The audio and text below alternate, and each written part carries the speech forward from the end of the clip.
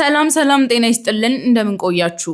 ውድ የመሴ ቱዴይ ተከታታዮች የጥቅምት 21 ቀን ዜናዎችን ይዘን ቀርበናል። አብራችሁ እንድትቆዩ እንጋብዛለን።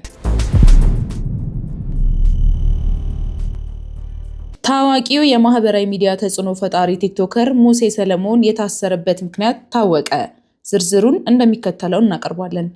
በኢትዮጵያ የማህበራዊ ሚዲያ ገጾች ላይ በስፋት የሚሰራቸውን የተለያዩ ወቅታዊና ማህበራዊ ጉዳዮች በሚለቃቸው ቪዲዮዎች የሚታወቀው ቲክቶከር ሙሴ ሰለሞን በፖሊስ ቁጥጥር ስር እንደዋለ የተረጋገጠ ቢሆንም ነገር ግን ጠበቃ አቶ አበባየው ጉዳዩ ወደፊት ይታወቃል በማለት ስለ እስሩ ምክንያት ተጨማሪ ዝርዝር ከመስጠት ተቆጥበው ነበር። በመሆኑም ታዋቂው ቲክቶከር ሙሴ ሰለሞን ባሳለፍነው ማክሰኞ ማለትም ጥቅምት 19 በህገወጥ የሰዎች ዝውውር ተጠርጥሮ በቁጥጥር ስር ከዋለ በኋላ ሮብ በቀን 19 በፌዴራል የመጀመሪያ ደረጃ ፍርድ ቤት አራዳ ምድብ ችሎት ቀርቧል። ፖሊስ ለፍርድ ቤቱ እንዳስረዳው ተጠርጣሪው በቁጥጥር ስር ያዋለው በህገወጥ ዝውውር ወንጀል ተጠርጥሮ ሲሆን ጉዳዩን ለማጣራትና ተጨማሪ መረጃዎችን ለማሰባሰብ የ14 ቀናት የምርመራ ጊዜያትን እንዲፈቀድለት በጠየቀው መሰረትም ፍርድ ቤቱም የፖሊስን ጥያቄ ተቀብሎ የምርመራ ጊዜያትንም ፈቅዷል። ሙሴ ሰለሞን ከጉዳዩ ጋር የተያያዘበት ምክንያትም ከዚህ ቀደም በቲክቶክ ገጹ ላይ ሰዎች ወደ ውጭ ሀገር እንልካለን ለሚሉ ድርጅቶች ማስታወቂያ በመስራቱ እንደሆነም ተገልጿል።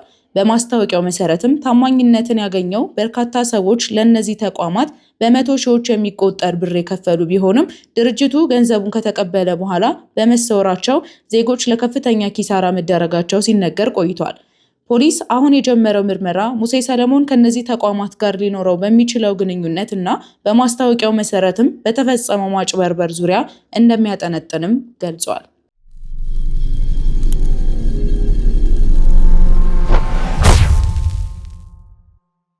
ተደብቀው ከሚኖሩበት የድንጋይ ካብ ውስጥ እየወጡ በተለያዩ ግለሰቦች ላይ የውንብድና ወንጀል ሲፈጽሙ የነበሩ 4 ተጠርጣሪዎች በቁጥጥር ስር መዋላቸውን የአዲስ አበባ ፖሊስ ጠቅላይ መምሪያ አስታወቀ። ተጠርጣሪዎቹ በየካ ክፍለ ከተማ ወረዳ 9 ከመኖሪያ አካባቢ ራቅ ብሎ በሚገኝ ቁጥቋጦ ውስጥ የድንጋይ ካብ ሰርተው በላስቲክ ከልለው ተደብቀው ሲኖሩም የነበሩ ናቸው። ከግል ተበዳዮች መካከል አንዱ የሆኑት አቶ ኤፍሬም ዋለልኝ የተባሉ ግለሰብ የውንብድና ወንጀል የተፈጸመባቸው ጥቅምት 17 ቀን 2018 ዓ.ም ከምሽቱ 2 ሰዓት ገደማ ነው። ተጠርጣሪ አቡሻ አረጋና ማቴዎስ መንጌ የግል ተበዳዩ በዕለቱ በየካ ክፍለ ከተማ ወረዳ 9 መገናኛ ተርሚናል ተብሎ በሚጠራው አካባቢ ሲንቀሳቀሱ በተመሳሳይ የወንጀል አፈጻጸም ሞባይል ስልካቸውን ከወሰዱባቸው በኋላ ሊያመልጡ ሲሞክሩ ፖሊስ ባደረገው ጥረትና በህብረተሰቡ ትብብር እጅ ከፍንጅ ተይዘዋል። ሁለቱ ተጠርጣሪዎች ከተያዙ በኋላ የክፍለ ከተማ ፖሊስ መምሪያ የምርመራና የክትትል ቡድኑን በማቋቋም ባከናወነው ምርመራና የማስፋት ተግባር እንዲሁም ባካሄደው ያልተቋረጠ ክትትል አባሪና ተባባሪ በመሆን ተመሳሳይ ወንጀል የፈጸሙ ጌቱ አበራና ባትሪ ባዛ የተባሉ ተጨማሪ 2 ግብረ አበሮቻቸውንም በቁጥጥር ስር አውሏል። በእነዚህ 4 ተጠርጣሪዎች ላይም የምርመራው ሂደት ተጠናክሮ በመቀጠሉ በጥቅምት ወር ውስጥ በተለያዩ ቀናት በክፍለ ከተማው የተለያዩ አካባቢዎች በሌሎች 2 ግለሰቦች ላይም ተመሳሳይ ወንጀል በመፈጸም ሞባይል ስልክ ቀምተው እንደተሰወሩም ማረጋገጥ ችሏል። የውንብድና ወንጀሉን ሲፈጽሙ የቆዩት 4ቱ ተጠርጣሪዎች ወንጀል ከመፈጸማቸው በፊትም ሆነ ወንጀል ከፈጸሙ በኋላ የሚደበቁበትን የድንጋይ ካብ ፖሊስ መርተው ያሳዩ ሲሆን ኑሯቸውን በዚያ ካብ ውስጥ አድርገው እንደቆዩ በሰጡት ቃል ገልጸዋል።